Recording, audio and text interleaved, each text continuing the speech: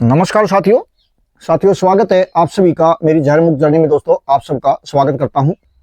साथियों, हमारे पौधों का विकास करने में और उनकी ग्रोथ को बढ़ाने में, उनमें फूलों की और फलों की संख्या को बढ़ाने में दोस्तों मुख्यतः 3 तत्वों की आवश्यकता होती है। वो तत्व दोस्तों NPK यानी नाइट्रोजन, फास्फोरस और पोटास। तो साथियों, इनमें से आज हम बात करेंगे फास्फोरस के बारे में।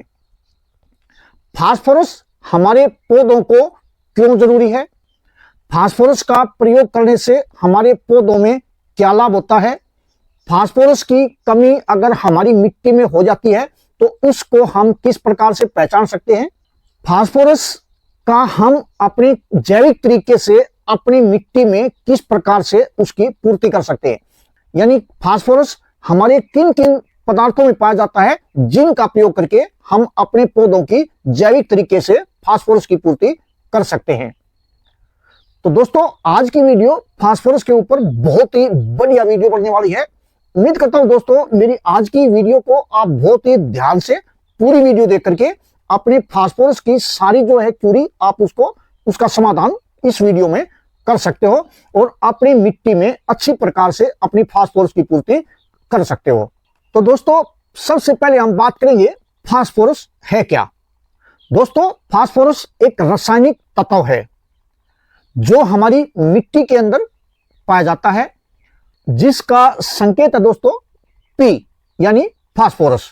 साथियों, फास्फोरस एक ग्रीक भाषा के या यूनानी भाषा के शब्दों से लिया गया है, जिसका ग्रीक भाषा में फोस का मतलब होता है प्रकाश और फोरस का मतलब होता है धारक यानी स्वामित्व यानी मालिक, यानी प्रकाश का मालिक, प्रकाश का धारक।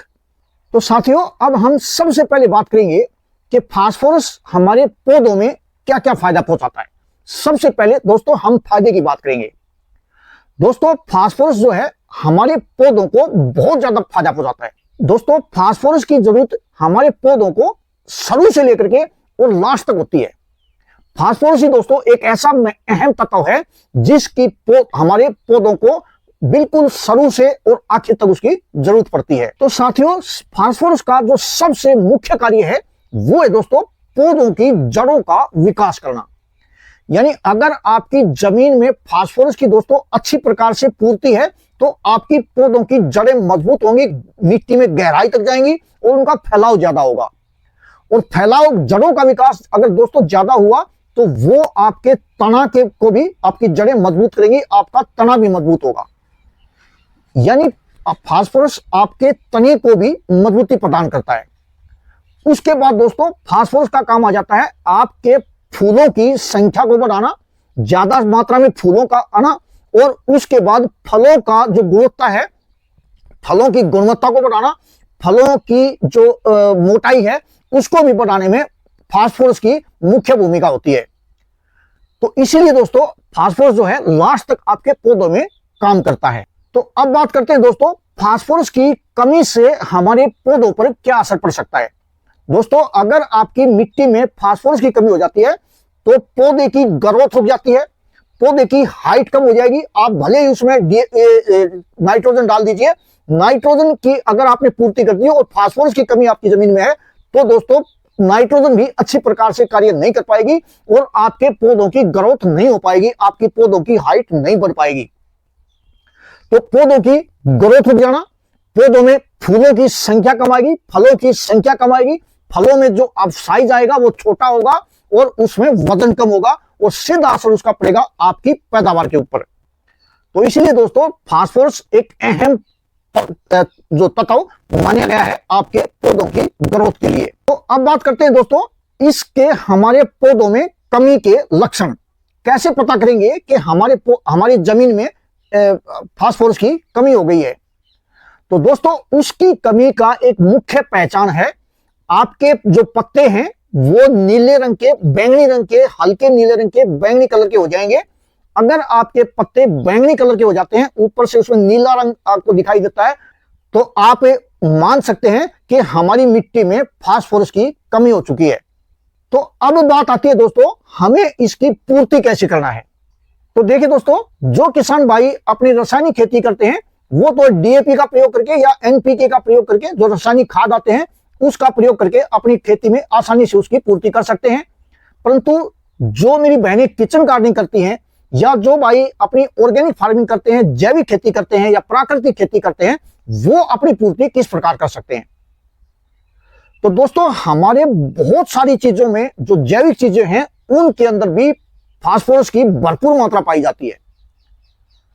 दोस्तों, सरसों की खली के अंदर बहुत ही अच्छी प्रकार से फास्फोरस पाई जाती है, काफी मात्रा में।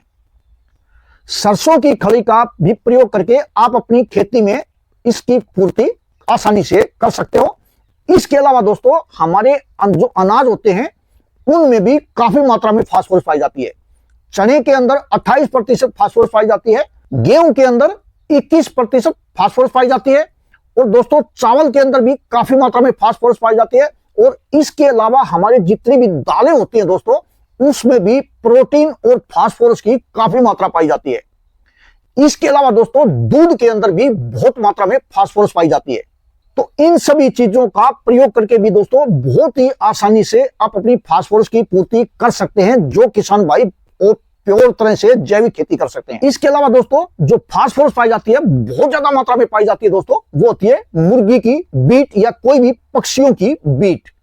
पक्षियों की बीट में या मुर्गी की बीट में दोस्तों आपने सफेद रंग का पदार्थ देखा होगा, वो प्योर फास्फोरस होता है।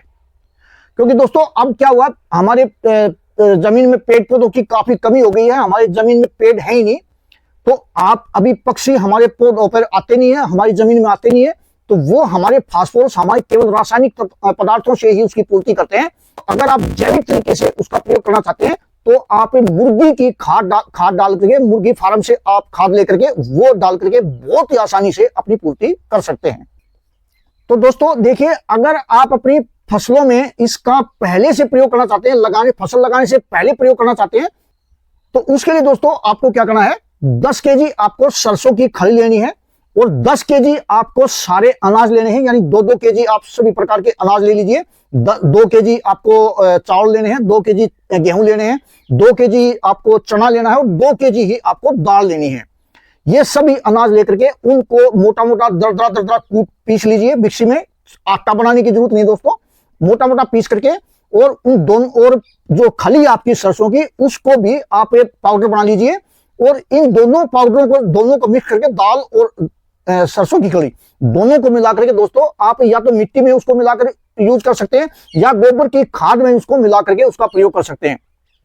उसको दोस्तों आपको अपने खेत में फसल लगाने से पहले उसको छिड़काव कर देना है पूरे खेत के अंदर, और उसके बाद दोस्तों आप उसमें फसल लगा सकते हो। दोस्तों मैं बिल्कुल दावे के साथ कहता हूं, आपका जो डीएपी का कट्टा डालते हो उससे भी बेहतर परिणाम दोस्तों आपको देखने को मिलेंगे, और बिल्कुल भी आपकी खेत में फास्फोरस की कमी आपको देखने को नहीं मिलेगी। और दोस्तों अगर आप फसल लगाने के बाद अगर प्रयोग करते हो तो आपको क्या करना है, उसके लिए दोस्तों आप जैसे मैंने बताया 2-2 केजी आपको जो अनाज लेने हैं उनको दरदरा कूट करके और उसको 10 लीटर पानी में घोल कर रख दीजिए 2 या 3 दिन के लिए।